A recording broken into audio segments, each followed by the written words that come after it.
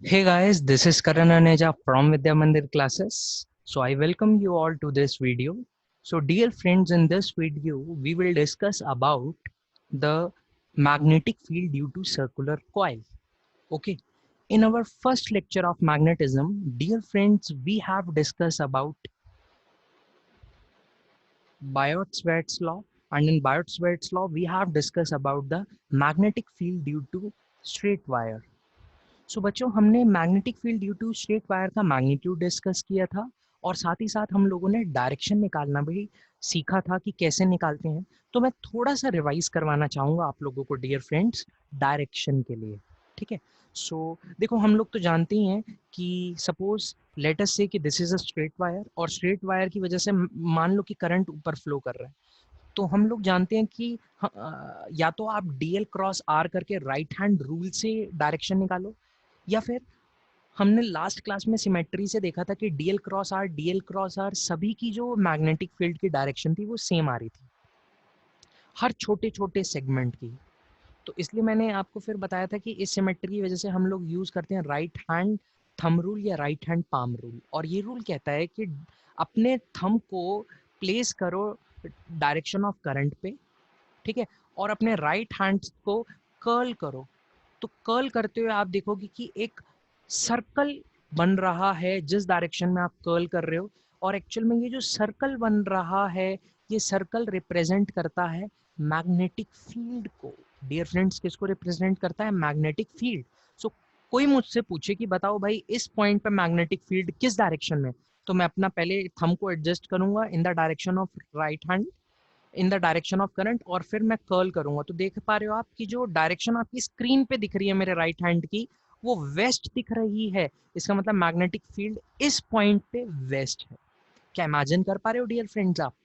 कोई पूछे मेरे से ये पॉइंट वायर के जस्ट पीछे हो, अभी तो ये पॉइंट वायर के आगे है, लेकिन अब यही पॉइंट अगर वायर के जस्ट पीछे हो तो मैग्नेटिक फील्ड कहाँ होगी?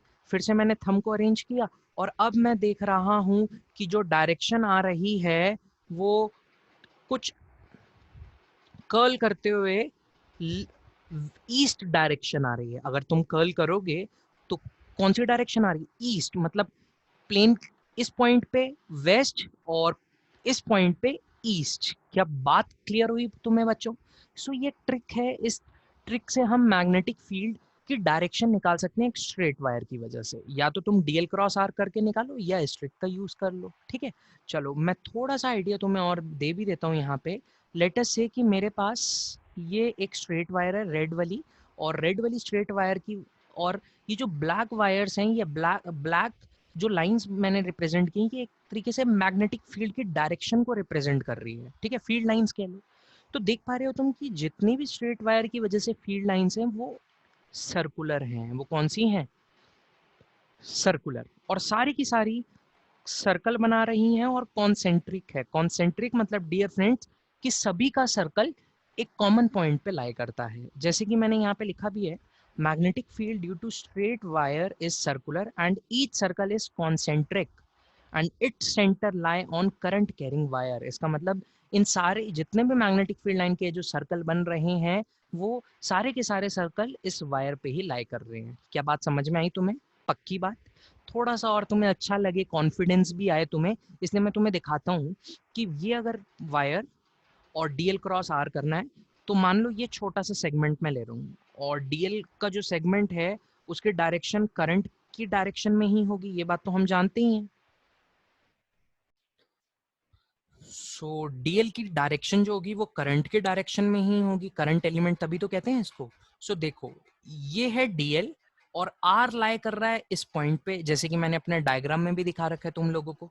सो this is R, this is DL. तो मैं क्या करूंगा? DL cross R, DL cross R, DL cross R. तो थंब आ रहा है इस डायरेक्शन में। ठीक है, इसका मतलब इस पॉइंट पे अगर मैं बात करूं तो मैग्नेटिक फील्ड अंदर की तरफ आ रही है कुछ इस फॉर्म में। ठीक है, तो इधर तुम डीएल क्रॉस आर करके निकालो या अपना राइट हैंड पाम रूल से निकालो, मैग्नेटिक फील्ड आ जाएगा। तुम्हारी मर्जी, तुम्हारे को जो अच्छा लगता है मेथड। क्लियर हो रही है बात या कोई दिक्कत? पक्का? तो देखो हमने थोड़ा सा डिस्कशन किया है यहाँ पे, discussion on magnetic field direction. चलो ये बात तो हम लोगों ने सीख ली यारो, तुम्हें कंफ्यूजन हो इसलिए मैंने थोड़ा सा तुम्हें रिवाइज करवाया। लेकिन आज की क्लास में हम लोगों को जो डिस्कस करना है वो डिस्कस करना है magnetic field due to circular coil. क्या डिस्कस करना है वो? मैग्नेटिक फील्ड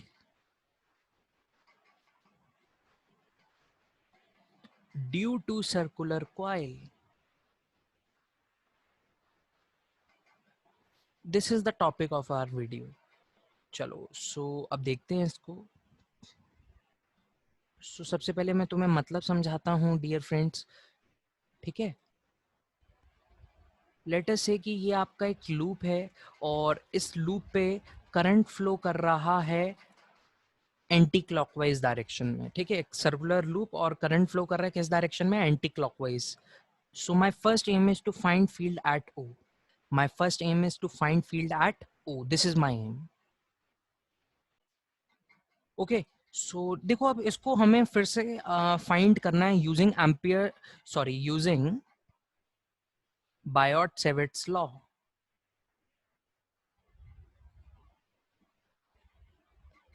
इसी को यूज करके अब हमें मैग्नेटिक फील्ड कैलकुलेट करनी है।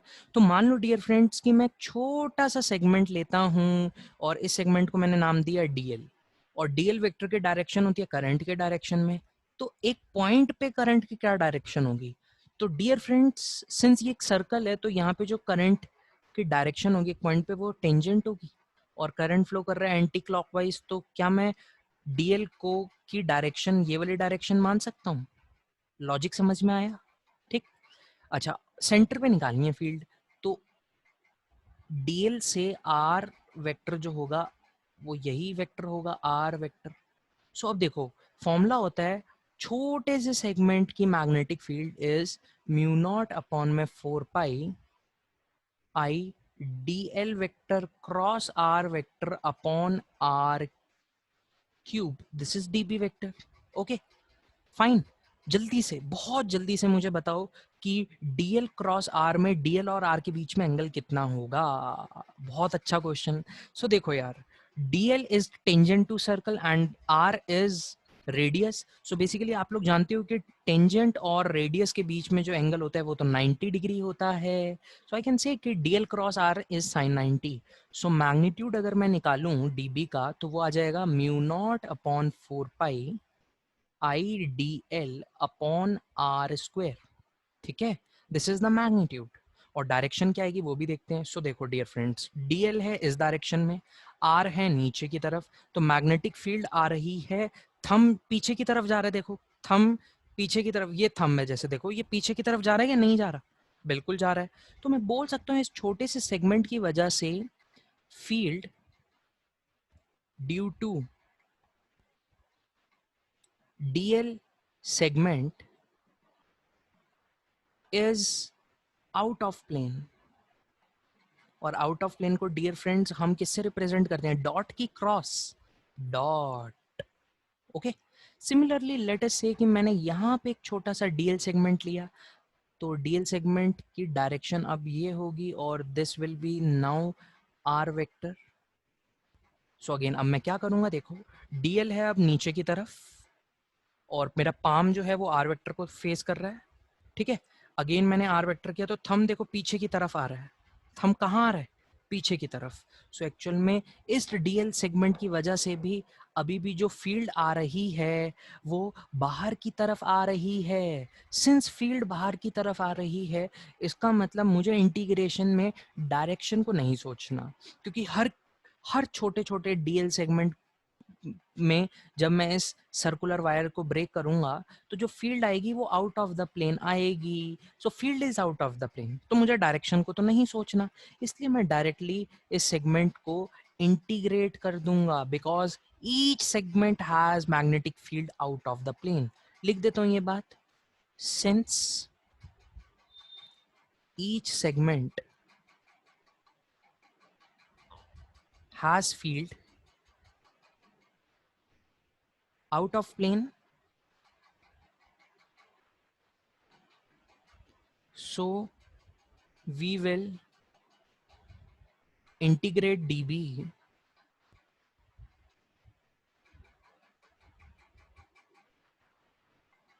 vector without thinking of direction.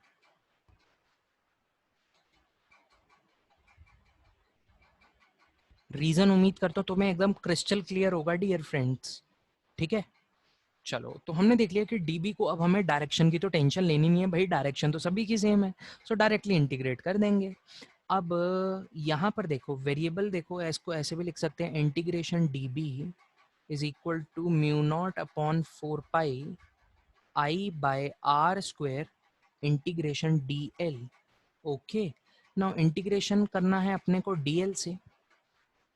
सो जल्दी से सोचो, DL DL DL DL DL DL DL DL, सभी डीएल को, छोटे छोटे डीएल को जोड़ के मुझे सर्कल मिलता है, और सर्कल की लेंथ कितनी है, 2 पाई आर। सो बेसिकली मैं कह सकता हूँ कि इंटीग्रेशन किया तो यहाँ आ गया b, और यहाँ मिल गया mu naught upon 4 pi are square I into d l, and d l is nothing but 2 pi r, length of circle. So अपने को फॉर्मूला मिल गया, b is equals to mu naught I upon 2r। This is the field due to magnetic, due to current carrying circular coil.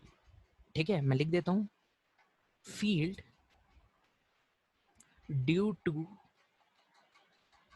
Current carrying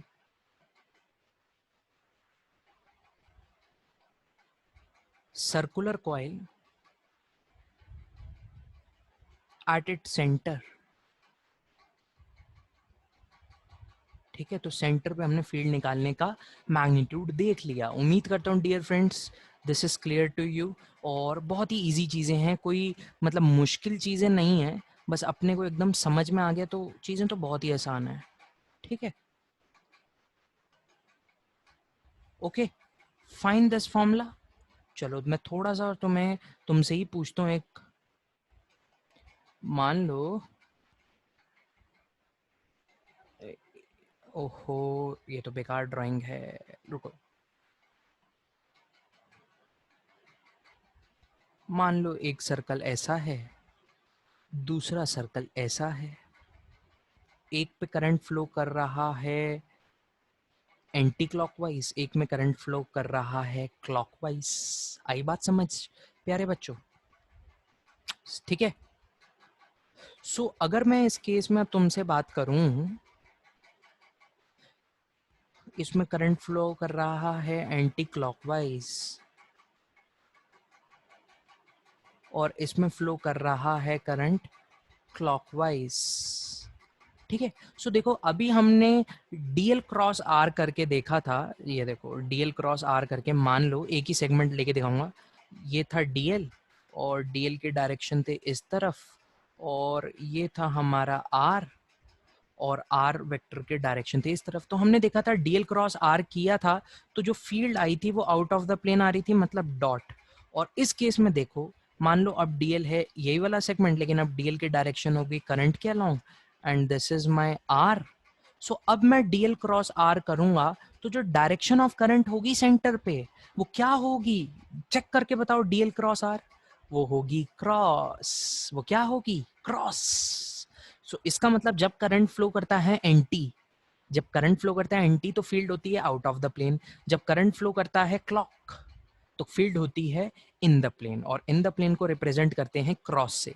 ये समझ में आया logic? Direction, direction of field, direction of field के बारे में हमने इन दोनों ही cases से सीख लिया। ठीक है, चलो मैं एक और चीज तुम्हारे साथ शेयर करता हूं।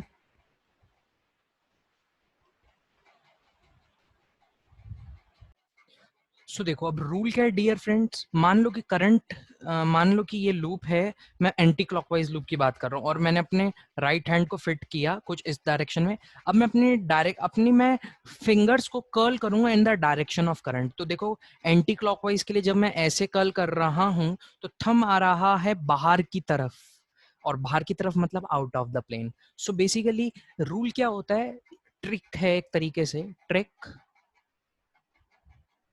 ट्रिक है dear friends, curl your right hand finger in direction of current, in direction of current for circular coil,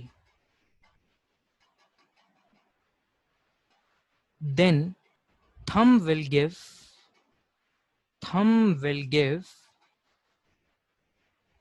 direction of current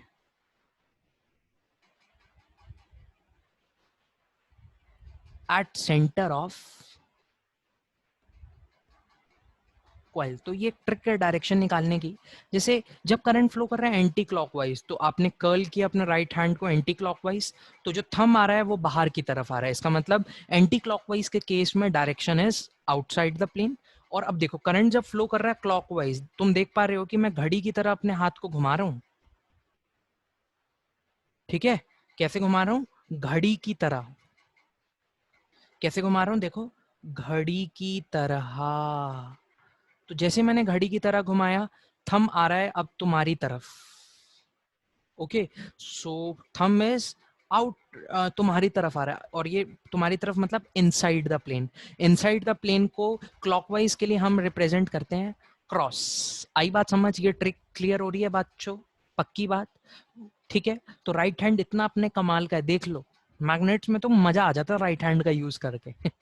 चलो, सो राइट हैंड से हमने देखा कि पहला तो ये भी देखी थी बात हमने कि जब हमारे को स्ट्रेट वायर की वजह से ट्रिक बताई थी आप लोगों को कि स्ट्रेट वायर की वजह से मैग्नेटिक फील्ड निकालनी है, तो या तो डीएल क्रॉस आर करो, या आप क्या कर सकते हो कि राइट हैंड से थंब को प्लेस करो वायर के ऊपर, और अब राइट हैंड की जो फिंगर्स जिस डायरेक्शन में कर्ल करेंगी वो तुम्हें फील्ड की डायरेक्शन देंगी। और दूसरी ट्रिक क्या बताइए डियर फ्रेंड्स मैंने तुम्हें, कि अगर तुम्हें एक एंटी क्लॉकवाइज लूप में जिसमें करंट फ्लो कर रहा है अगर फील्ड की डायरेक्शन निकालनी है, तो अब उल्टा होगा। अब राइट हैंड की फिंगर्स कर्ल करो लूप के ऊपर डायरेक्शन ऑफ करंट में। अब थंब तुम्हें क्या देगा? मैग्नेटिक फील्ड की डायरेक्शन सेंटर ऑफ लूप पे। पक्की बात? क्या तुम्हें समझ में आया या नहीं आया? बहुत बढ़िया, उम्मीद करता हूँ क्लियर हो रही है बात ये वाली। चलो, इस पे बेस एक बढ़िया सा हम क्वेश्चन देख लेते हैं। ठीक है, so suppose this is a loop, लेकिन अब जो लूप है वो बोल रखा है तुम्हें कि लूप इज नथिंग बट, अब ये तुम्हारा एक क्वाड्रेंट है। ठीक है, क्वाड्रेंट का मतलब तुम सभी जानते हो कि क्वाड्रेंट का मतलब जो होता है वो होता है इस तरीके से। तुम्हारा अब लूप है, तुम्हें एक इस छोटे से लूप की वजह से जिसमें करंट फ्लो कर रहा है एंटी, करंट कैसा फ्लो कर रहा है? एंटी। ठीक है, रेडियस है आर का। तो क्वेश्चन क्या है? Find field due to quadrant circle, quadrant circular loop at its center। So dear friends, अब तुम्हें क्या करना है? अब फील्ड निकालनी है क्वाड्रेंट सर्कल की वजह से यहाँ सेंटर पे। ठीक है, मुझे नहीं पता क्या होगा। सो फिर से आपको बायोट्स लॉ यूज करना है। सो मैं आपको रीजन दोबारा नहीं दूंगा, बस लिख दूंगा D B equal to mu naught upon 4 pi I D L cross R upon are cube. ये तो डीबी वेक्टर था, और जब मैंने मॉड डीबी निकाला था, जैसे ऊपर भी निकाला था, तो आया था mu naught upon 4 pi I D L upon R square. ठीक है, ये डीबी आया था डियर फ्रेंड्स। अब देखो मजे की बात क्या है कि हमें नेट फील्ड निकालनी थी, तो हमने साफ दिखा दिया था दोनों तरफ इंटीग्रेशन, मतलब अब तो समझ जाओ। ठीक, सो अब डियर फ्रेंड्स इस केस में अगर हम बात करें, so variable is DL. Variable क्या है? डीएल। सो बेसिकली पहले तो मैंने डीएल को लिखा था 2 पाई आर, अब डीएल को 2 पाई आर लिखूंगा या पाई आर लिखूंगा या पाई आर बाय 2 लिखूंगा? भाई देखो, जो लेंथ है इस क्वाड्रेंट की वो तो होती है पाई आर बाय 2, तो इसलिए अब डीएल की वैल्यू आ जाएगी पाई आर बाय 2। सो आपका फॉर्मूला आ गया mu naught upon 4 pi I upon R square into pi R by 2, और यहाँ से बी आ गया mu naught I upon 8r। और डायरेक्शन निकालने के लिए अभी भी वही काम करो कि फिंगर्स लो अपने राइट हैंड की और कर्ल करो उसको एंटी, तो थंब अभी भी आ रहा है बाहर की तरफ। सो मैं लिख सकता हूं field will be out of plane. ठीक है, और लॉजिक क्या है? Same trick as discuss for complete loop, सेम ट्रिक as discuss for complete loop।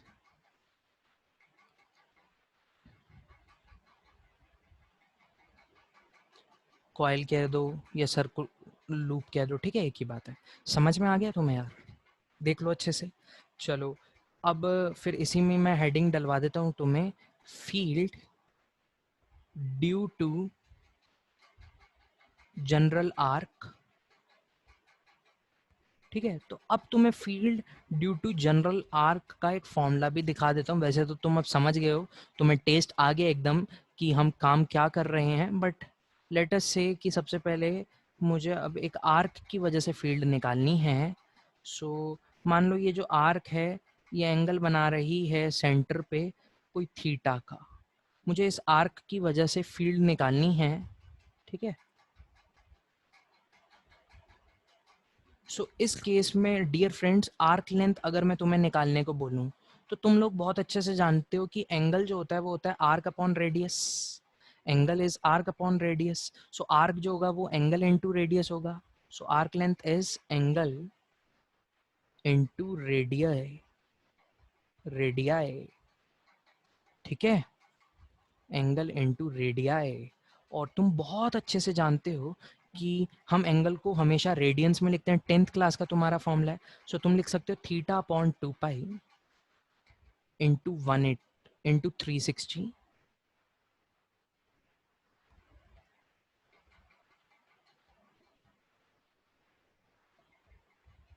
रुको, सो देखो जब मैंने थीटा अपॉन 2 पाई रख दिया तो theta upon 2 pi is angle, और इसको मैंने मल्टीप्लाई कर दिया रेडियस के, तो ये हो गया theta upon 2 pi into r. Okay, आ रही है बात समझ में? ये ज़्यादा कंफ्यूज होने की ज़रूरत ही नहीं है। मैं ऐसे करता हूँ कि आर्क लेंथ जो होती है हमारी वो होती है R into theta, where theta in radian, where theta in radian.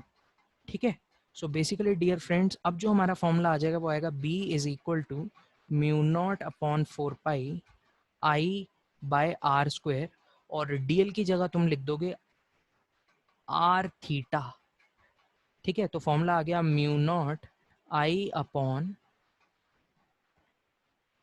Mu naught I upon 4 pi are into theta. बस याद क्या रखना है, theta is in radian, theta is in radian. Okay, इस बात को बस तुम्हें याद रखना है, तो अपने आप चीज़ें क्लियर हो जाएंगी। And this is important, highly important. मतलब बच्चे को कई बार क्या होता है सब चीज़ें पता है लेकिन वो ये चीज़ नहीं जानता तो गलत कर देगा कैलकुलेशन, इसलिए हाईली इंपॉर्टेंट है, हाईली इंपॉर्टेंट। ठीक है, दिस इज हाईली इंपॉर्टेंट कि थीटा इज इन रेडियंस। अपने को ये बात पता होनी चाहिए, फॉर्मूला यूज कर रहे हैं तो फॉर्मूले का लिमिटेशन भी तो पता होना चाहिए। तो लिमिटेशन यही है कि थीटा को रेडियन में पुट करना है तुम्हें। ठीक है, चलो, और डायरेक्शन के लिए फिर से लिख लो यहाँ पर डायरेक्शन के लिए। सो डायरेक्शन के लिए ज़्यादा दिक्कत की ज़रूरत नहीं है। डायरेक्शन के लिए तुम्हें ट्रिक यूज करनी है, use trick of right hand, खत्म। बस यही है अपना टॉपिक। ठीक है, क्लियर? चलो अब इसी पे फिर एक क्वेश्चन की प्रैक्टिस करते हैं डियर फ्रेंड्स।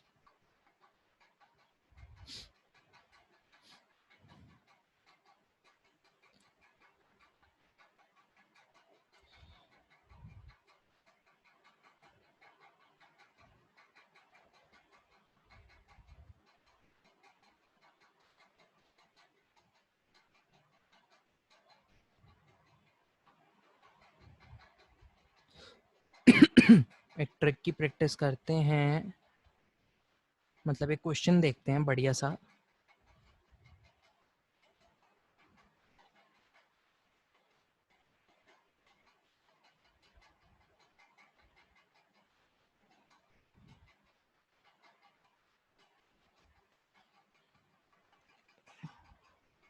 इस तरीके से एक अरेंजमेंट है डियर फ्रेंड्स आपके लिए, और बोल रखा है कि करंट फ्लो कर रहा है इस डायरेक्शन में।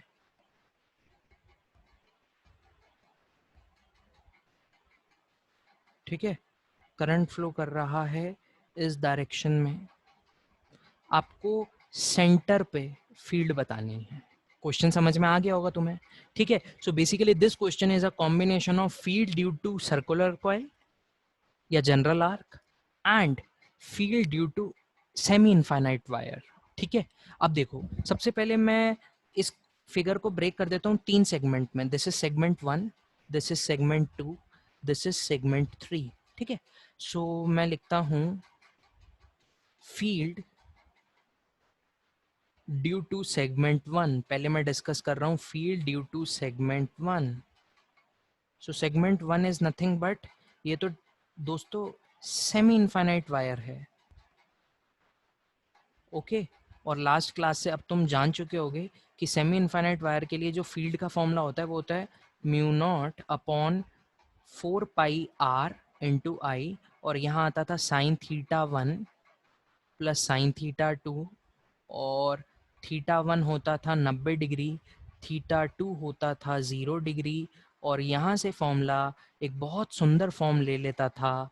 लिखते थे हम mu naught I upon 4 pi R. ठीक है, तो इसकी वजह से भी फील्ड जो इस सेंटर पे होगी उसका मैग्नीट्यूड तो यही होगा, लेकिन बात करनी है डायरेक्शन की। तो डायरेक्शन के लिए मैं यूज करूंगा ट्रिक।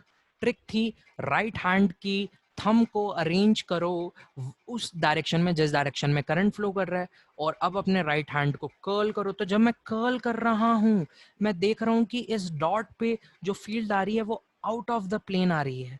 तुम्हें तो नहीं दिख रहा होगा क्योंकि तुम्हारे को ये मेरी थंब की बैक दिखाई दे रही है ना। एक्चुअल में ये जो मैं कर्ल कर रहा हूँ, ये देखो, जब मैं कर्ल कर रहा हूँ ऐसे ऐसे, और जैसे ही मैं सेकंड पॉइंट पे पहुंचा तो फील्ड आ रही है बाहर की तरफ। फील्ड कहाँ आ रही है? बाहर की तरफ। ओके, सो फील्ड आ रही है बाहर की तरफ, इसलिए मैं लिख सकता हूँ डॉट। तो आपके पास आ गया बाहर की तरफ मतलब डॉट। क्लियर? हाथ घुमा के अपने आप करोगे ट्रिक से तो क्लियर होगा, बहुत ईजी है यार। सिमिलरली मैं लिखूंगा फील्ड ड्यू टू सेगमेंट 2, और सेगमेंट 2 आपका है सेमी सर्कल, और सेमी सर्कल के लिए जो आर्क फॉर्मूला होगा वो लगाएंगे, थीटा जो लेंगे वो पाई लेंगे रेडियंस में। सो थीटा जो होगा वो पाई होगा।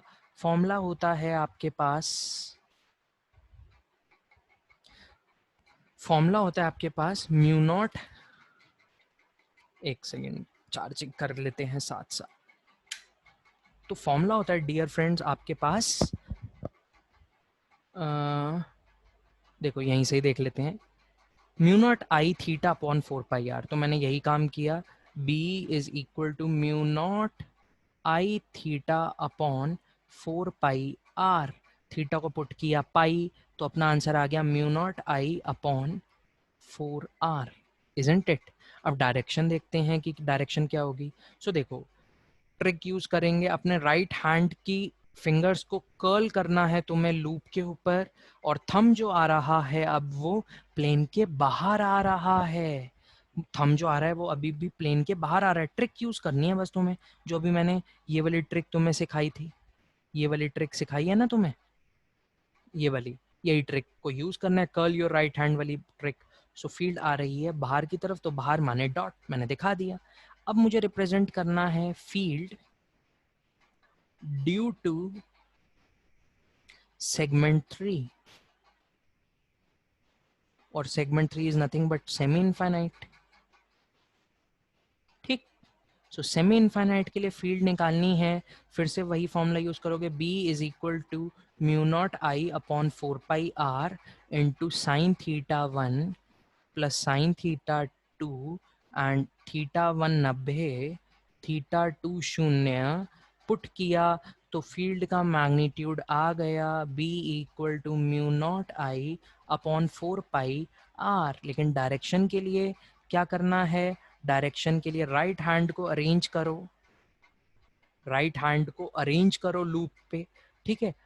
सो बेसिकली जब तुमने अरेंज किया तो थंब पॉइंट कर रहा है डायरेक्शन ऑफ करंट फ्लो की तरफ, और जब तुमने फिंगर को कर्ल किया तो फील्ड अभी भी जो आ रही है वो आउट ऑफ द प्लेन आ रही है, मतलब फील्ड लाइंस जो आ रही हैं वो बाहर की तरफ निकल रही हैं प्लेन से सेंटर पे। सो इसलिए ये भी हो जाएगा मेरा डॉट।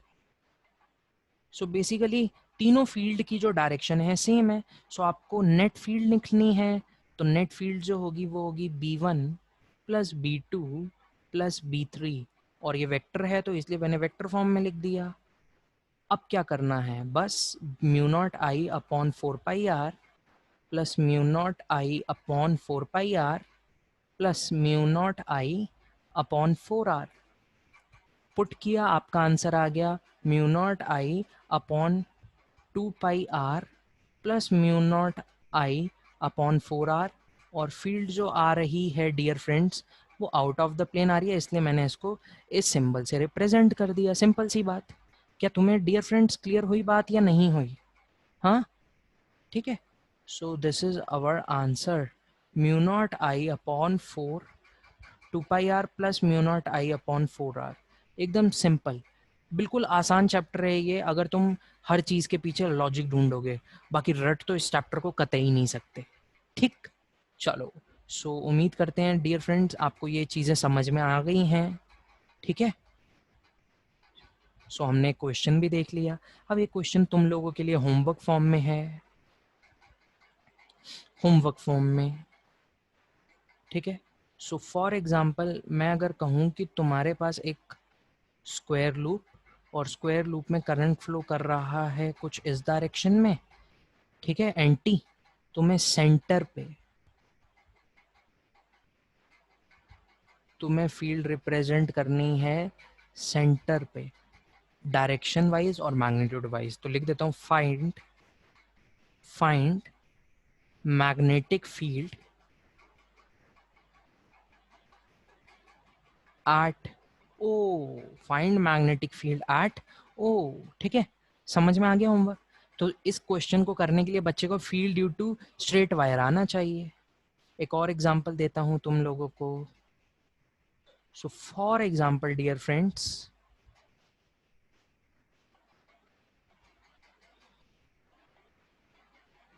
पहले फिगर को तैयार करते हैं।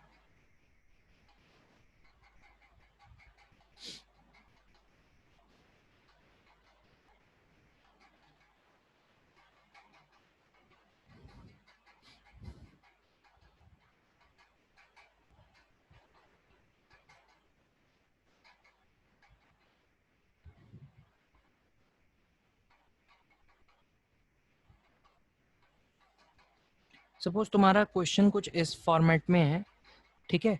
करंट जो आ रहा है वो इस तरीके से फ्लो कर रहा है, देन इस सर्कुलर लूप से फ्लो कर रहा है, और देन यहाँ से बाहर जा रहा है, ठीक है। करंट है आई का। तुम्हें पूछा गया है field at O, find field at O, okay. लेकिन इस क्वेश्चन को करोगे तुम, बस मैं तुमसे इसमें एक छोटा सा क्वेश्चन डिस्कस कर लेता हूँ, बच्चे वो सोच नहीं पाते कई बार। मान लो कि this is segment 1, this is segment 2 and this is segment 3, isn't it? So my question is, among segment 1 2 and 3, which segment has net, which segment has field 0 at center? सो एक बहुत इंटरेस्टिंग सवाल डियर फ्रेंड्स आपके पास आया कि segment 1 segment 2 segment 3 में किस पे field 0 है, ठीक है। सो देखो हम लोगों ने ये बात डिस्कस की है कि लाइन के खुद के ऊपर जो फील्ड होती है वो तो 0 होती है। तो अब ये सेगमेंट 1 को ध्यान से देखो, सेगमेंट 1 और सेंटर दोनों ही एक स्ट्रेट लाइन के ऊपर लाए कर रहे हैं, लेकिन सेंटर 2 सेगमेंट 2 को देखें तो सर्कल है, सर्कल की वजह से तो जीरो होगी नहीं। सिमिलरली सेगमेंट 3 और सेंटर एक लाइन पे लाए नहीं कर रहे, इसलिए सेंटर सेगमेंट 3 की वजह से भी फील्ड जीरो नहीं होगी।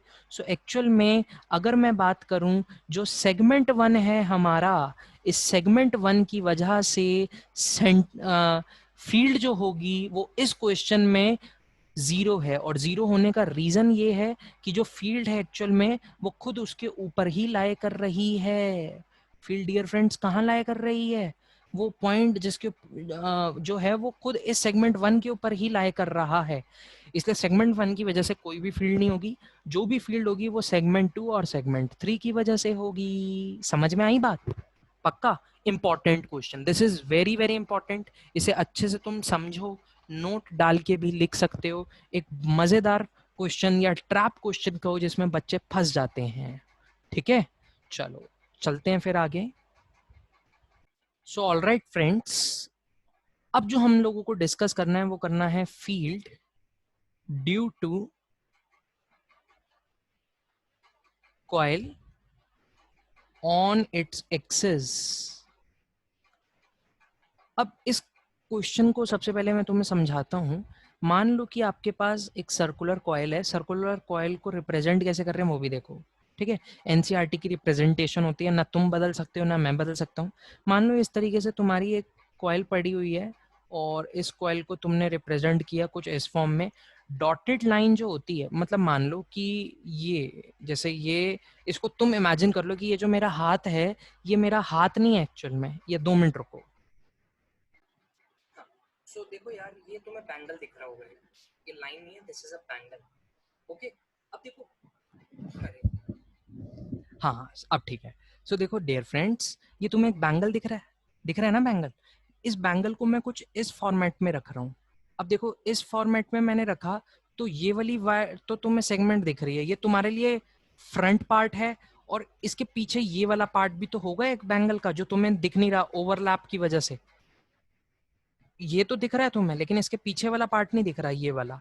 सो एक्चुअल में हम जब भी इस टाइप का क्वेश्चन करते हैं और रिप्रेजेंट करते हैं ना चीजों को, सो पीछे वाले पार्ट को डॉटेड लाइन से दिखाते हैं, और फ्रंट वाले पार्ट को जो तुम्हें विजिबल है उसको दिखाते हैं सॉलिड लाइन से। ठीक है, सो अब क्वेश्चन क्या है? क्वेश्चन है डियर फ्रेंड्स कि आप लोगों को इसकी एक्सिस पे एक पॉइंट पड़ा है ओ, इस ओ पे फील्ड बतानी है। इस ओ पे क्या बतानी है? फील्ड। इमेजिन करो ये बेंगल, और इस बेंगल से एक्सिस पे पॉइंट पड़ा है, ये जो बिल्कुल इसके सेंटर की एक्सिस पे पॉइंट पड़ा है ना, इस पॉइंट पे तुम्हें फील्ड पता करनी है। आ रही है बात समझ में? इस पॉइंट पे। सो this is the diagram for this. मान लो कि जो करंट फ्लो कर रहा है सर्किट में वो कुछ ऐसे कर रहा है, मतलब फ्रंट व्यू पे करंट जो जा रहा है वो ऊपर की तरफ जा रहा है, और पीछे से फिर वो जो करंट जाएगा वो नीचे की तरफ जाएगा। ओके, मैं लिख भी देता हूँ वरना कई बार बच्चे भूल जाते हैं। तुम्हारे टाइम में मैं भी था, मैं भी भूल जाता था इनफैक्ट। ठीक है, सो इसको हम बोलते हैं front part of coil.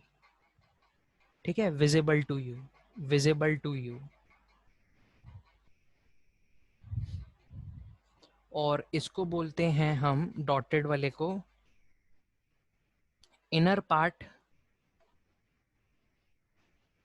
Of coil, not visible to you, not visible to you. So basically तुम्हें दिखाई दे रहा है कि इस वाले केस में करंट ऐसे फ्लो कर रहा है। सो अब तुम्हें इस पॉइंट पे फील्ड बतानी है। आ रही है बात समझ में? ठीक है, डायग्राम क्लियर है या नहीं क्लियर? डायग्राम क्लियर होना इस क्वेश्चन में जरूरी है। चलो, तो अब तुम लोगों ने ये वाला पार्ट तो लिख ही लिया होगा, ये वाला पार्ट और ये वाला पार्ट, इसलिए मैं इसी फिगर में मिटा भी देता हूँ, क्योंकि जब मैं एक्सप्लेन करूंगा हमें दिक्कत होगी, इसलिए मैं इसको मिटा रहा हूँ। ठीक है, चलो, सो हमने सीख लिया डियर फ्रेंड्स कि किस कॉइल का क्या मतलब है किस डायग्राम में। ठीक है, क्योंकि मेंस का एग्जाम हो, नीट का एग्जाम हो, आईआईटी का एग्जाम हो, एम्स का एग्जाम हो, ओलंपियाड हो, वो यही कन्वेंशन यूज करते हैं भाई। एनसीईआरटी में भी यही कन्वेंशन दे रखी है। चलो, सो अब आपका क्वेश्चन है, आपको इस पॉइंट पे फील्ड निकालनी है। ठीक है, चलो अब देखो इस केस में इस टॉप मोस्ट पॉइंट को देखो, इस टॉप मोस्ट पॉइंट पे एक छोटा सा टॉप पे पॉइंट है, इस छोटे से टॉप पे पॉइंट को मैं डीएल बोल रहा हूँ। डायग्राम में रिप्रेजेंट करूं तो दिस इज एक्चुअली डीएल। ठीक, समझ में आई बात डीएल क्या है?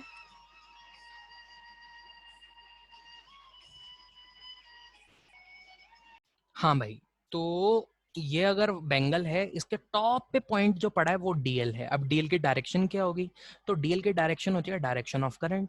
तो करंट ऐसे फ्लो कर रहा है तो मैं टेंजेंट ड्रॉ करूंगा, तो this is the direction of DL. बिल्कुल समझ में आ रही है बात? एक टेंजेंट है भाई, ऐसे ऐसे समझ लो, ये तुम्हें दिख रहा है बेंगल, तो ये वाला जो डायरेक्शन है,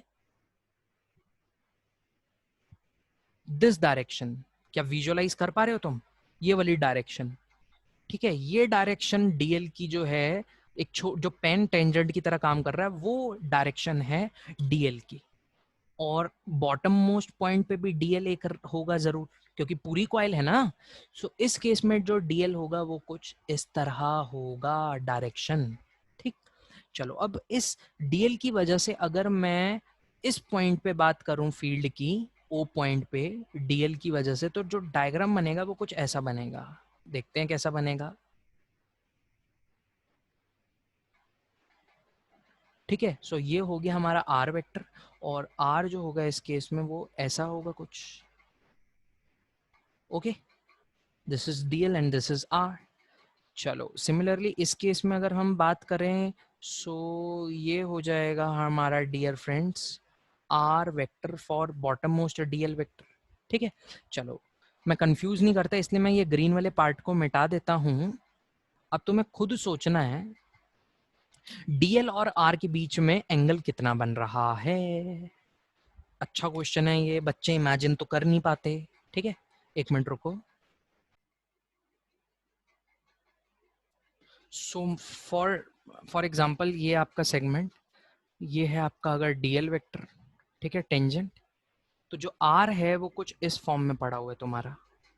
अब ये बात इमेजिन करने वाली है, क्लास में होते तो मैं दो बच्चों को खड़ा करके बोलता हूँ भाई एक एक पेन पकड़े, एक दूसरा पेन पकड़े, लेकिन यहाँ तो क्लास नहीं है, तुम बस मुझे देख सकते हो लेकिन मैं तुम्हें देख नहीं सकता। सो देखो इस केस में this is DL, this is R, कुछ इस टाइप का तुम्हारा डायग्राम बन रहा है। ठीक है, और बहुत एग्जाम तुम विजुअलाइज करके देखोगे तो तुम्हें लगेगा कि ये 90 डिग्री का एंगल है। ये एंगल कितना है? 90 डिग्री का। खुद से थोड़ा सा विजुअलाइज करना पड़ेगा। सो आई कैन से, जो अभी हम लोगों ने देखा कि DL vector, DL vector is perpendicular to R vector. Okay, समझ में आई बात? ठीक है, डी एल वेक्टर और आर वेक्टर, इनके बीच में ये एंगल जो है वो 90 डिग्री का है। सो इसकी वजह से जो फील्ड होगी, देखो अब डी एल है बाहर की तरफ और आर है इस तरफ, तो जो फील्ड है डी एल क्रॉस आर, मैं अलग अलग फिगर बना के तुम्हें एक्सप्लेन करूंगा। तो डी एल क्रॉस आर जो होगा ना डियर फ्रेंड्स, वो कुछ इस तरह से आएगा। DL cross R, DL cross R कुछ इस तरह से। अगर तुम्हें ये बात को डाइजेस्ट नहीं करना चाहते डीएल क्रॉस आर 90 है तो मत करो, क्योंकि इसकी ज़रूरत नहीं है। लेकिन तुम्हें ये तो पता होगा कि डीएल क्रॉस आर करोगे तो जो फील्ड आएगी छोटे से डी मतलब डीएल की वजह से, वो इसके परपेंडिकुलर होगी। क्या ये बात विजुअलाइज कर रहे हो? भाई डीएल क्रॉस आर, जब भी तुम डीएल क्रॉस आर करते हो तो ये जो डीबी है वो डीएल और आर दोनों के ही परपेंडिकुलर होगी। तो परपेंडिकुलर है तो मैंने इस तरीके से डायग्राम में दिखा दिया। आई बात समझ? सिमिलरली अगर तुम डीएल क्रॉस आर करोगे, मैं अलग से डायग्राम दिखाता हूं।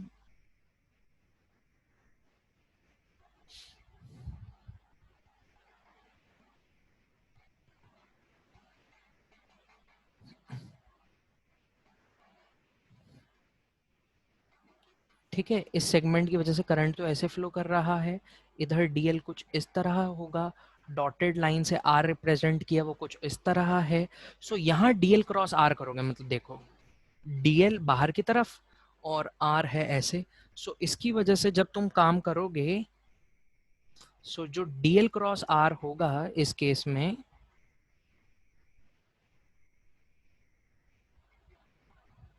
वो कुछ इस फॉर्म का होगा।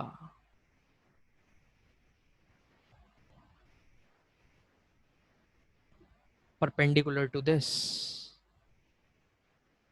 ओके, डीएल क्रॉस आर कुछ इस फॉर्म का होगा। ठीक है, रुको एक सेकेंड।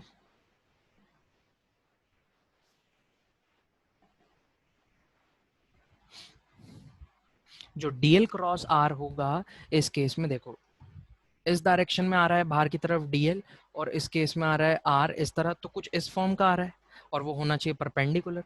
सो वो कुछ होगा जो तुम्हारा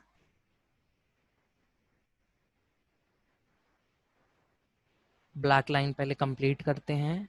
ठीक है, सो इस छोटे से सेगमेंट की वजह से जो डीएल होगा आपका, वो इस फॉर्म से होगा जैसे मैंने अभी पहले रिप्रेजेंट करके दिखाया था, और वो इसके होगा परपेंडिकुलर। ठीक है, अब दोनों को ही तो ये था ऊपर वाले डीएल की वजह से डायग्राम, ये था नीचे वाले डीएल की वजह से डायग्राम।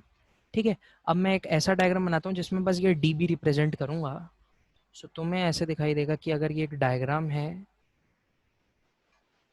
ये हमारी एक्सिस है, और इस एक्सिस पे जो फील्ड थी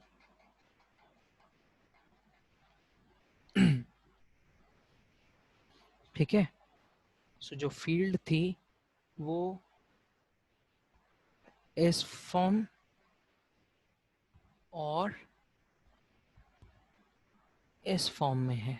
ठीक है, समझ में आ रही है बात।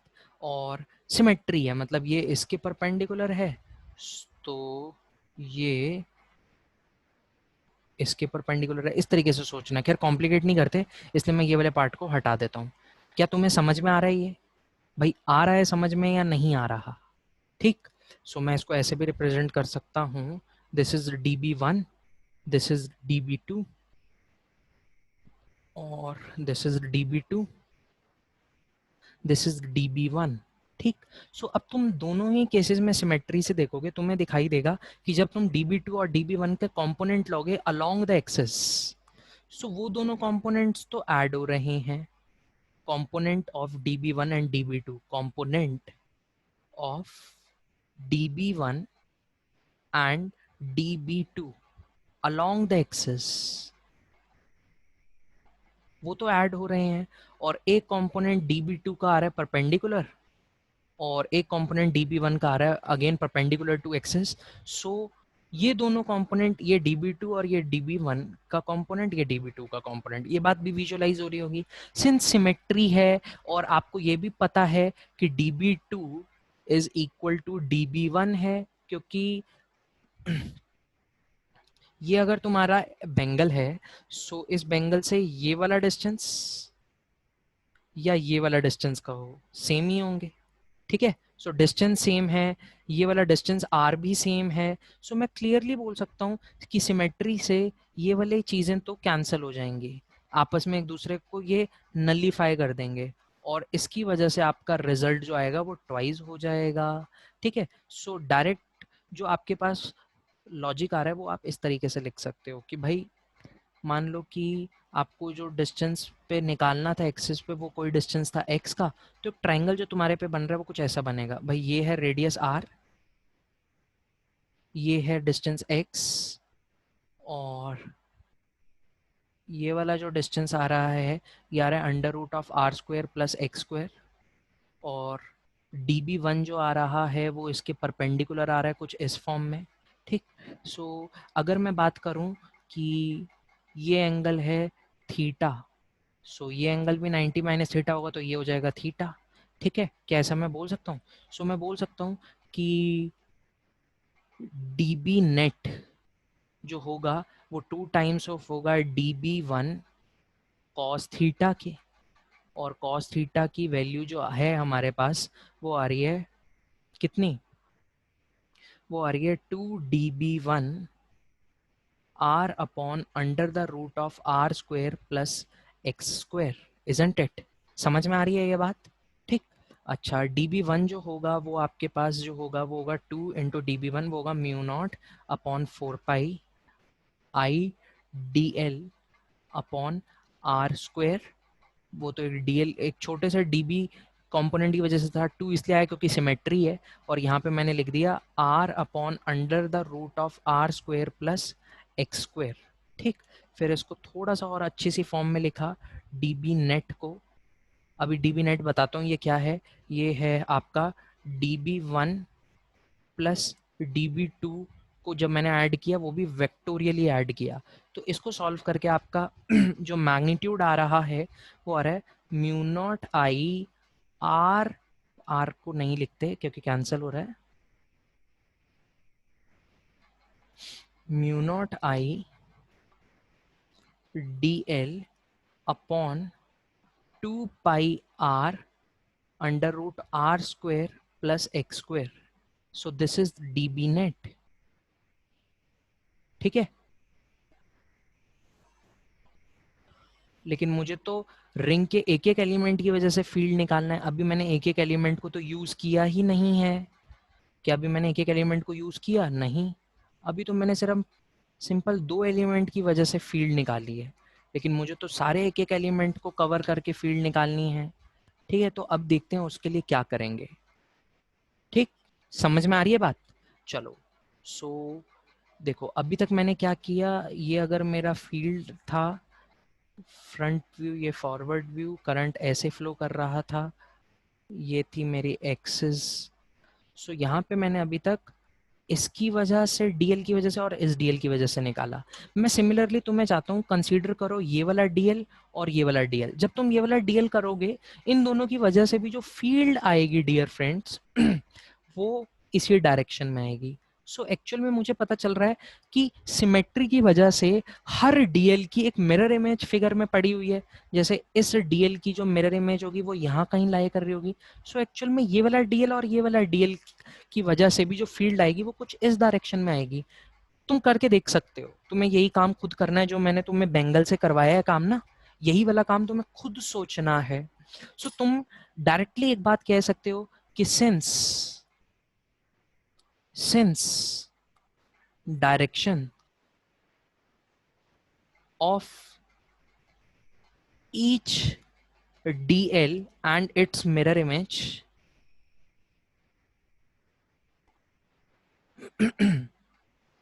same,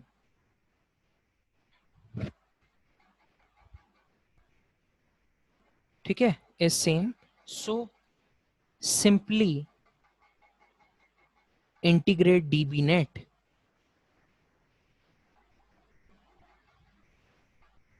without thinking for direction. Okay, ये बात मैंने तुम्हें बता दी। सो डीबी नेट दो, मतलब एक डीएल के पेयर की वजह से जो आ रहा था वो आ रहा था mu naught I D L upon 2 pi R under the root of are square plus x square. ठीक है, ये एक पेयर की वजह से आ रहा था, one pair of DL, one pair of DL. ठीक है, लेकिन हमारे पास तो ऐसे इनफाइनाइट पेयर हैं। सो मैं इनफाइनाइट जब इंटीग्रेट करूंगा, सो डीएल मेरा वेरिएबल आएगा, बाकी सब तो कांस्टेंट ही हैं। सो मजे की बात क्या है, देखो मैं इसको ऐसे लिख सकता हूँ, mu naught I upon 2 pi R under the root of are square plus x square integration D L equal to integration D B net. ठीक, देखो इसको थोड़ा सा और देख लो दोबारा से। सो हमने ये वाला जो काम किया था, इस काम के बाद मैंने ये फॉर्मूला लगाया था dB1 r upon under root of are square plus x square. इसको थोड़ा सा ध्यान से देखते हैं, ये वाला काम तो हमने ठीक किया है बिल्कुल, लेकिन यहाँ पे ये r क्या है? ये r होता है डिस्टेंस, और जो डिस्टेंस है हमारा ये वाला डिस्टेंस, ये वाला डिस्टेंस है under the root of are square plus x square. भाई इस डीएल से इस ओ सेंटर का जो डिस्टेंस है वो यही वाला डिस्टेंस तो है। सो इसलिए मैं इसको ऐसा भी लिख सकता हूँ कि आर स्क्वायर की जगह मैंने वैल्यू डाल दी under the root of are square plus x square. So जो मेरे पास वैल्यू आई वो वैल्यू यहाँ पर आ रही है are square plus x square. Under the root of are square plus x square का whole square is nothing but r square plus x square, ठीक है। यहाँ ऑलरेडी आर पड़ा ही हुआ है, सो यहाँ आर पड़ा है। और देखो यहाँ पर R square plus x square into under the root of are square plus x square जो होगा वो होगा 3/2। ओके, बस यहाँ हमारी कोई वैल्यू नहीं पड़ी इसलिए इसको मिटा देते हैं। ओके, सो ये आपका फॉर्मूला आ रहा है। ये मेरी मिस्टेक हुई है तो इस मिस्टेक को आप ध्यान रखो, मैंने कैलकुलेशन करते हुए मिस्टेक कर दी थी, ठीक। सो इसको मैं ऐसे भी लिख सकता हूँ कि mu naught I D L R, और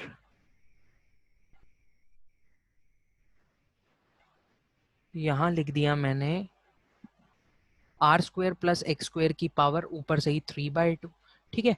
अच्छा, ये फॉर्मूला आ गया म्यू नॉट आई आर, और यहाँ है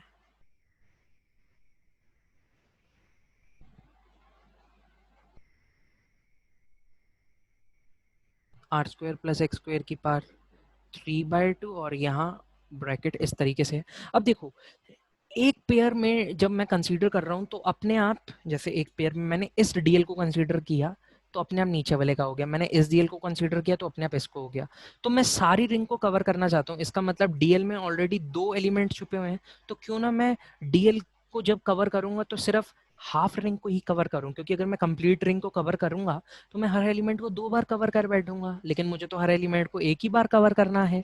सो इसीलिए मैं जब इंटीग्रेट करूंगा तो dl is nothing but pi R. Integrate करने पे आपका फॉर्मूला आ गया mu naught I R upon 2 pi are square plus x square की पावर 3/2 इंटू पाई आर। और जब तुमने वैल्यू पुट करी सो b की जो नेट मैग्नीट्यूड आ गया वो आ गया म्यू नॉट आई r square upon 2 r square plus x square की power 3/2। This is your magnetic field. ये फॉर्मूला आपको याद होना चाहिए।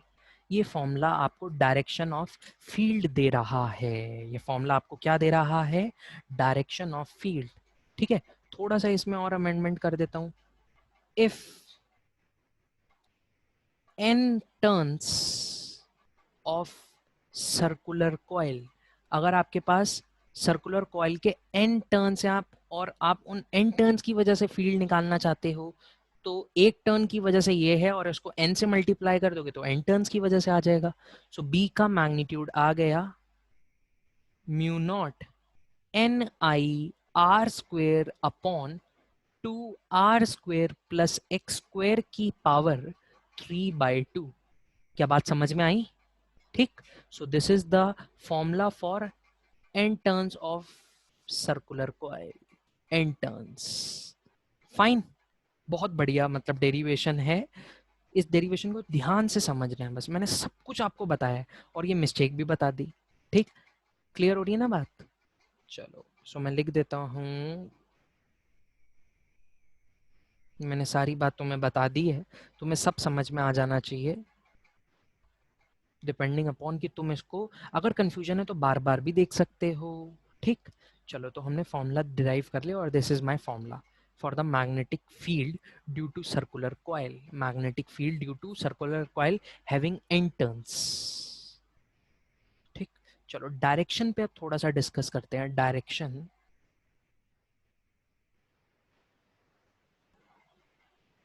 ऑफ फील्ड, ठीक है, एक्सिस पे ही बात कर रहे हैं हम डायरेक्शन ऑफ फील्ड की। मान लो करंट ऐसे फ्लो कर रहा है, तो अभी हमने इसके जस्ट अपोजिट केस देखा। देखो पहले जब मैंने देखा इस केस में, नहीं यही वाला केस देखा, ठीक है। और एक केस इसको मिटा के दोबारा से अच्छे से बनाता हूँ। दो केसेस लेते हैं इसमें भी। सो एक केस में करंट इसमें ऐसे फ्लो कर रहा है और एक केस में करंट इसमें डाउनवर्ड्स फ्लो कर रहा है कुछ इस फॉर्म में। ठीक, अब एक्सिस को तैयार करते हैं। कुछ इस फॉर्म की एक्सिस है आपकी, और इसमें भी जो एक्सिस है वो कुछ इस फॉर्म की है। ओके, दोनों ही डायग्राम आपको क्लियर होंगे एकदम। सो हम ऑलरेडी देख चुके हैं कि इस केस 1 में, अभी जैसे मैंने आपको ऊपर भी शो करके दिखाया था, डीएल क्रॉस आर, फील्ड की डायरेक्शन जो आ रही है वो इस तरफ आ रही है। आई बात समझ? सपोज यही अगर मैं बात करूं फील्ड की डायरेक्शन की इस केस में, तो आपको क्लियरली समझ में आएगा कि फील्ड की डायरेक्शन जस्ट इसके अपोजिट है। जस्ट फील्ड की डायरेक्शन इसके क्या है? अपोजिट। ठीक है, सो फील्ड की डायरेक्शन जस्ट इसके अपोजिट आ रही है। ये बात भी आपको क्लियर हो गई होगी। लेकिन अगर मैं इसी क्वेश्चन में बात करूं कि मैं इस पॉइंट पे फील्ड निकालना चाहता हूं और इस पॉइंट पे फील्ड निकालना चाहता हूं, तो फील्ड कैसे निकलेगी? सो डियर फ्रेंड्स, आपको इसके लिए भी हमारे पास एक ट्रिक है।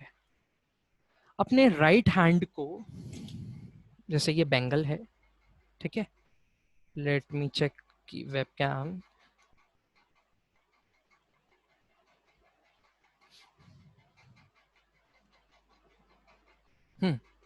सो अपने राइट हैंड, ट्रिक क्या है, अपने राइट हैंड को कर्ल करो इस डायरेक्शन में, इस डायरेक्शन में कर्ल करो बेंगल की तरफ। सो आप देख पा रहे हो कि ये जो थंब आ रहा है, ये थंब आपको फील्ड की डायरेक्शन दिखा रहा है। आपने कर्ल किया है इस फॉर्मेट में जिस डायरेक्शन में करंट फ्लो कर रहा है, तो ये जो आपका थंब है, थंब आ रहा है वेस्ट डायरेक्शन में। तो ये वेस्ट डायरेक्शन में आपको पता चल रहा है कि इस पूरी एक्सिस पे जो फील्ड होगी, हर जगह उसकी डायरेक्शन कुछ इसी फॉर्म की होगी। ठीक है, सिमिलरली अगर मैं बात करता हूं इस केस में, तो अब आपको कर्ल करना है कुछ इस फॉर्म में। ओके, कर्ल करना है आपको कुछ इस फॉर्म में। तो जब आप कर्ल कर रहे हो, फील्ड की डायरेक्शन इस केस में कुछ ऐसी होगी। ओके, कर्ल करते हुए फील्ड की डायरेक्शन इसमें ऐसी आ रही है, और जब इस डायरेक्शन में करंट फ्लो कर रहा है तो फील्ड की डायरेक्शन ऐसे आ रही है। ठीक है, सो मैं लिख देता हूं ये भी बात। This is case 2। Trick for direction, तो ट्रिक क्या है dear friends?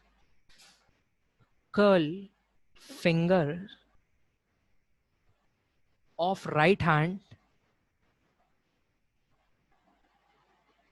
in direction of current. Thumb will represent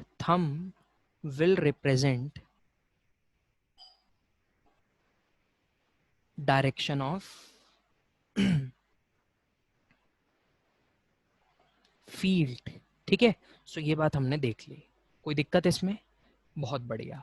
सो हमने डायरेक्शन भी देख ली है फील्ड की, और मैग्नीट्यूड तो देख ही लिया है। अब एक क्वेश्चन आता है। क्वेश्चन क्या है? Find the distance x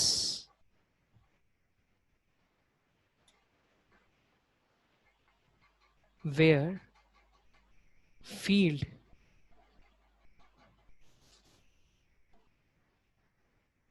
due to axis is maximum। ठीक है, सो इस केस में या ये देखो, अब एक ही क्वेश्चन बार बार आपसे पूरे फिजिक्स में घुमा के पूछते हैं। यही क्वेश्चन आप लोगों ने ग्रेविटेशन में भी आंसर किया था। यही क्वेश्चन आपने आंसर किया था किस चैप्टर में? इलेक्ट्रोस्टैटिक्स में, फील्ड ड्यू टू रिंग की वजह से।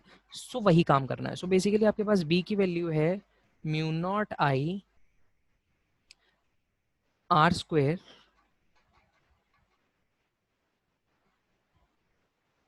Upon 2r² plus x square की power 3/2। Okay, so basically field निकालना है। So what you will do, you will do dB/dx, क्योंकि x पे ही तो वेरी करवा के पूछ रहा है वो, और क्रिटिकल पॉइंट निकालोगे, इक्वेट करोगे जीरो की। फिर उस क्रिटिकल पॉइंट को जब तुम निकालोगे और वापस b की वैल्यू पे x की जगह पुट कर दोगे, तो तुम्हारा आंसर आ जाएगा। This is I am leaving as a homework for you. ठीक है, समझ में आ गई बात? पक्का? ये काम कर रखा है तुमने, इसलिए मैं तुम्हें छुड़वा रहा हूँ, ज़रूरत नहीं है इस काम की। और फील्ड का हम, मज़े की बात ये है कि फील्ड इलेक्ट्रोस्टैटिक्स में देखते थे हम कि फील्ड जो होती थी वो दोनों तरफ अपोजिट होती थी, लेकिन मैग्नेटिक्स में मज़े की बात यही है कि फील्ड जो है वो दोनों तरफ सेम है। मतलब केस 1 में डायरेक्शन जो है वो इस डायरेक्शन में है, वेस्ट, और केस 2 में जो डायरेक्शन है वो है ईस्ट, इस डायरेक्शन में। ठीक है, चलो, सो हमने देख लिया मैक्सिमम फील्ड का क्वेश्चन भी काफ़ी आता है, तो तुम्हें लॉजिक दे दिया और ये तुम्हारा होमवर्क है। ठीक है, चलो अब मैं तुम्हें एक कर्व बना रहा हूं फील्ड का और एक्स का। This is B and this is X, मतलब एक्स कहाँ पे फील्ड मैक्सिमम होगी। तो इसका ग्राफ जो होता है ना वो कुछ इस फॉर्म का चलता है, और इसकी एग्जैक्ट मिरर इमेज चलती है कुछ इस फॉर्म में। ठीक है, थोड़ा सा गलत हो गया, let me redraw it for you. So graph जो होता है ना वो कुछ इस फॉर्म का चलता है, क्योंकि जैसे जैसे एक्स को तुम इन्फिनिटी पुट करोगे फील्ड जीरो होती रहेगी। ठीक है, और इसकी मिरर इमेज। ठीक है, समझ में आ रही है बात। तो तुम देखोगे जब तुम ये वाला होमवर्क करोगे तो तुम्हें पता चलेगा क्रिटिकल पॉइंट यहाँ एक्स की वैल्यू जीरो आ रही है। सो इसका मतलब मैक्सिमम फील्ड जो होती है वो तब होती है जब तुम सेंटर पे बात करते हो। तुम सेंटर से लेफ्ट जाओ या सेंटर से राइट जाओ, फील्ड घट जाती है, फील्ड डिक्रीज हो जाती है। तो इसलिए ग्राफ भी कुछ इस फॉर्म का चल रहा है। तो this is the graph between B and X in case of ring की एक्सिस पे फील्ड क्या है। समझ में आ गई बात? क्लियर है पक्का? बहुत बढ़िया। ठीक, चलो फिर आज इतना ही रखते हैं हम अपनी क्लास में। बहुत डिटेल डिस्कशन की हमने सर्कुलर कॉइल का। नेक्स्ट क्लास में और भी बातें करेंगे। तो एकदम बढ़िया चैप्टर है ये। बस मैं तुम लोगों का चाहता हूँ रिस्पॉन्स दो मुझे। ठीक है, कमेंट्स पे लिख के बताओ कि तुम्हें कितना समझ में आया या कितना समझ में नहीं आया, या क्या क्या डाउट्स हैं, सो डैट यार मुझे भी पता चले। ओके, चलो फिर आज के लिए हम इतना ही रखते हैं इस वीडियो पे। सो अगर तुम्हें वीडियो पसंद आ रही है and you are really watching it, then do like the video. ठीक है, this is for my motivation. So all right dear friends, आज इतना ही रखते हैं। All the best, bye bye, take care and do revise the notes properly. Fine, bye.